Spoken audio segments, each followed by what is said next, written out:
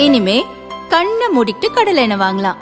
ஏன்னா மந்த்ரா கடலை எண்ணெய் இதயத்தின் தயாரிப்பு. வறுக்க பொரிக்க ஏன் எல்லா சமையலுக்கும் மந்த்ரா தான். மந்த்ரா கடலை எண்ணெய், அபார ருசி, ஆரோக்கியமான உடல் நலம்.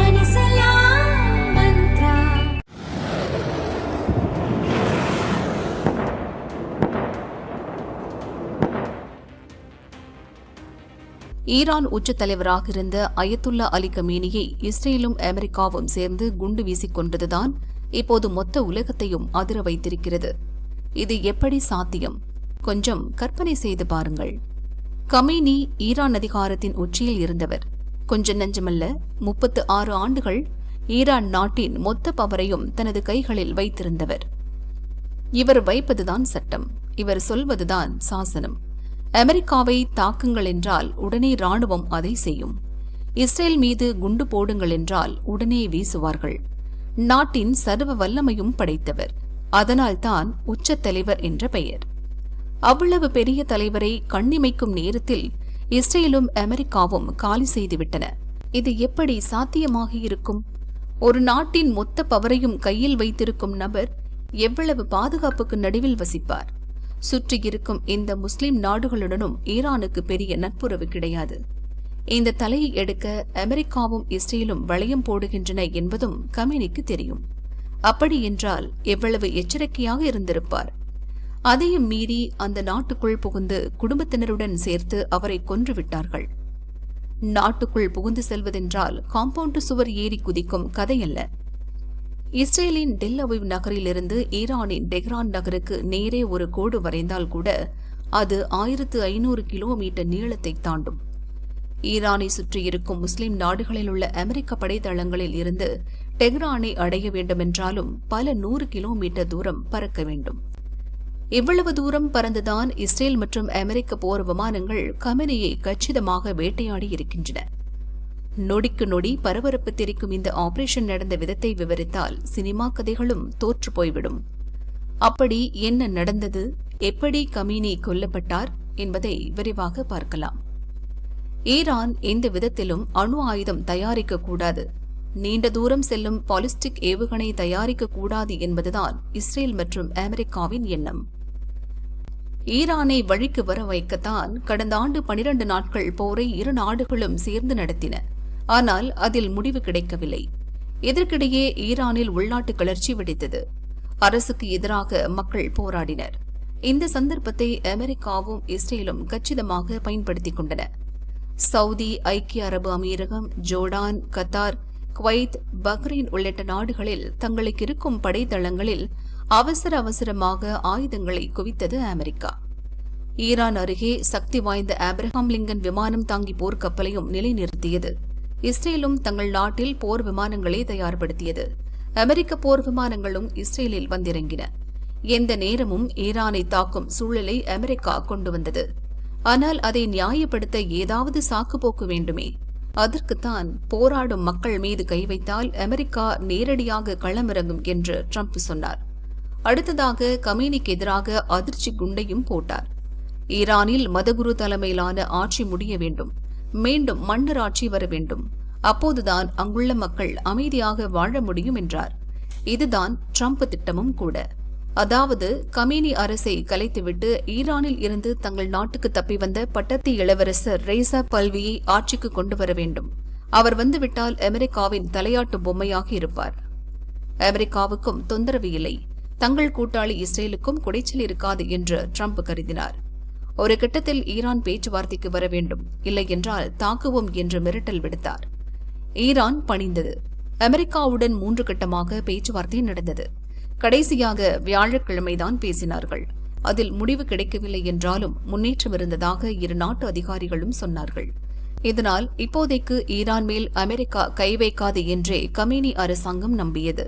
ஆனால் ஒரு பக்கம் பேசிக்கொண்டே மறுபக்கம் அணு ஆயுதம் தயாரிக்கும் வேலையில் ஈரான் மும்முரமாக ஈடுபடும் ரகசிய தகவல் கிடைத்தது. ஈரானை தாக்கியே தீர வேண்டும் என்று ட்ரம்பும் இஸ்ரேல் பிரதமர் நெத்தன்யாகுவும் முடிவு செய்தனர். அனைத்து படைத்தளங்களிலும் போர் விமானங்கள், ஏவுகணைகள், ட்ரோன்கள், மற்ற குண்டுகள் தயார் நிலையில் வைக்கப்பட்டன. உத்தரவு வந்தால் மறுகணமே ஈரானை தாக்க வேண்டும் என்று அறிவுரை வழங்கப்பட்டது. இந்த முறை ஈரான் ராணுவ தளங்கள், ஏவுகணை கிடங்குகள் மட்டுமின்றி கமேனி தலைமையிலான மொத்த அரசாங்க தலைவர்களையும் ராணுவ தளபதிகளையும் கூண்டோடு கொன்றுவிட வேண்டுமென்று ட்ரம்ப், நெத்தன்யாகு முடிவு செய்தனர். கமேனியை கொன்று அதன் மூலம் ஈரானில் ஆட்சி மாற்றத்தை கொண்டு வருவது அவர்களது திட்டம். கமேனி பதுங்கு குழியில் பதுங்கியிருப்பதாக தகவல் வந்து கொண்டிருந்தது. அவரை ஈரானுக்கே தெரியாமல் அந்த நாட்டிலிருந்து அமெரிக்காவின் CIA உளவாளிகளும் இஸ்ரேலின் மொசாட் உளவாளிகளும் வேவு பார்த்தனர். அப்போதுதான் டெஹ்ரானில் நடக்கும் உச்ச ராணுவ ஆலோசனைக் கூட்டம் ஒன்றில் கமேனி பங்கேற்கப் போகிறார் என்ற தகவல் உளவாளிகளுக்கு கிடைத்தது.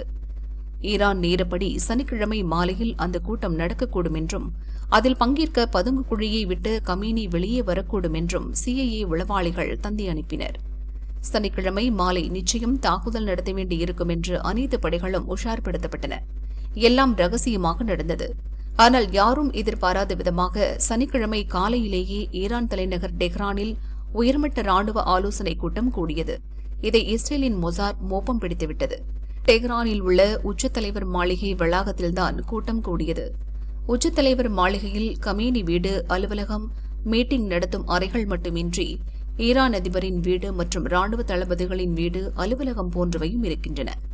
இங்கு உயர்மட்ட கூட்டம் நடப்பதையும் அதில் கமேனி, தேசிய பாதுகாப்பு கவுன்சில் முன்னாள் செயலாளர் அலி ஷம்கானி, ஈரான் ராணுவத்தின் தலைமை தளபதி முகமது பாக்பூர், ஈரான் ராணுவ அமைச்சர் அஜீஸ் நசிர்சாதே போன்ற முக்கிய புள்ளிகள் உட்பட பல தளபதிகள் சந்திப்பது உறுதியானது. மறுகணமே இஸ்ரேல் மற்றும் அமெரிக்காவுக்கு தகவல் போனது. அடுத்த சில நிமிடங்களில் இஸ்ரேல் மற்றும் அமெரிக்காவின் மத்திய கிழக்கு படைத்தளங்களில் இருந்து போர் விமானங்கள் பறந்தன. அரபிக்கடலில் நின்ற ஆப்ரஹாம் லிங்கன் விமானம் தாங்கி போர்க்கப்பலும் ஆக்டிவேட் ஆனது. ஈரானை நோக்கி மொத்த போர் விமானங்களும் சீறி பாய்ந்தன. அனைத்து வீரர்களுக்கும் ஒரு முக்கிய தகவல் சொல்லப்பட்டது. மேற்கு ஈரானையோ அல்லது கிழக்கு ஈரானையோ முதலில் தாக்கக்கூடாது. முதல் அடியே கமேனி இருக்கும் இடத்தில்தான் விழ வேண்டும். இதுதான் அந்த செய்தி. இது மிகவும் முக்கிய தகவல். காரானில் கமேனி இருக்கும் இடமில்லாமல் வேறு எங்கேயாவது போர் விமானங்கள் குண்டு வீசுவது தெரிந்தால் மறுகணமே தகவல் கமேனிக்கு கிடைத்துவிடும். அவர் பதுங்கு குழியை நோக்கி ஓடிவிடுவார். இதற்கு வாய்ப்பு கொடுக்கக்கூடாது என்பதால் தான் முதல் குண்டே கமேனி மாளிகை மீது விழ வேண்டும் என்று உத்தரவு பிறப்பிக்கப்பட்டது. அதேபோல் முன்வரிசையில் சென்ற போர் விமானங்கள் டெஹ்ரானுக்குள் நுழைந்தன. அந்த நகரின் இதய பகுதியில் இருக்கும் கமேனி மாளிகை மீது சரமாரியாக குண்டு வீசின. எந்த கட்டிடத்தில் மீட்டிங் நடக்கிறது என்பது தெரியாது. இதனால் வளைத்து பிடித்த அனைத்து பில்டிங்கிலும் குண்டு வீசப்பட்டது. கண் இமைக்கும் நேரத்திற்குள் அந்த மாளிகை மீது மட்டும் 30 ஏவுகணை குண்டுகள் விழுந்தன. மாளிகையின் பல கட்டுமானங்கள் சின்னாபின்னமாக சிதறின. இதில் ஒரு கட்டிடம்தான் கமேனி தலைமையில் மீட்டிங் நடந்த இடம். உள்ளேயே கமேனி மற்றும் ராணுவத்தின் உச்ச பதவியில் இருந்த தலைவர்கள் உடல் நசுங்கி இறந்தனர். இதேபோல் வேறு கட்டிடத்தில் இருந்த கமேனியின் மகள், மருமகன் மற்றும் உறவினர்களும் இந்த குண்டுவீச்சில் கொல்லப்பட்டனர். கமேனி மாளிகையை சிதைத்துவிட்டுதான் ஈரானின் மற்ற இடங்களில் இஸ்ரேல் மற்றும் அமெரிக்க போர் விமானங்கள் வேட்டையை நடத்தின. பல 100 போர் விமானங்கள், உளவு விமானங்கள், எரிபொருள் நிரப்பும் விமானங்கள் இந்த தாக்குதலில் பயன்படுத்தப்பட்டன. இஸ்ரேல் மட்டுமே 1200 குண்டுகளை ஈரான் மீது வீசியது என்றால் எவ்வளவு பெரிய தாக்குதல் என்று பாருங்கள். ஈரானை தாக்கிவிட்டு அனைத்து போர் விமானங்களும் படைத்தளத்துக்கு திரும்பிவிட்டன. கமேனி இறந்துவிட்டாரா இல்லையா என்பதை அறிய இஸ்ரேல் மற்றும் அமெரிக்கா ஆவலுடன் காத்திருந்தன. சில மணி நேரங்களுக்கு அது பற்றி எந்த தகவலையும் அமெரிக்கா சொல்லவில்லை. கமேனி மாளிகை தாக்கப்பட்ட தகவல் மட்டுமே வெளியானது. ஆனால் அவர் முன்பே பத்திரமாக பதுங்கு குழிக்கு கொண்டு செல்லப்பட்டு விட்டார். இப்போது உயிருடன் இருக்கிறார் என்று ஈரானிலிருந்து செய்திகள் வெளியாகின. ஆனால் அடுத்த சில மணி நேரங்களில் மொசாட், CIA உளவாளிகள் முழு தகவலையும் திரட்டினர். யார் யார் இறந்தார்கள் என்ற தகவலை அனுப்பினர். அதில் கமேனி கொல்லப்பட்டு விட்டார் என்ற செய்தியும் அவரது சடலத்தை ஈரான் ராணுவம் கைப்பற்றிய புகைப்படமும் இருந்தது. கமேனி 100% இறந்துவிட்டார் என்று தெரிந்தவுடனே அமெரிக்க அதிபர் ட்ரம்ப் அந்த தகவலை அதிகாரப்பூர்வமாக வெளியிட்டார். உடனடியாக அதை ஈரான் ஒப்புக்கொள்ளவில்லை. சில மணி நேரங்கள் கழித்துதான் வெளியே சொன்னது.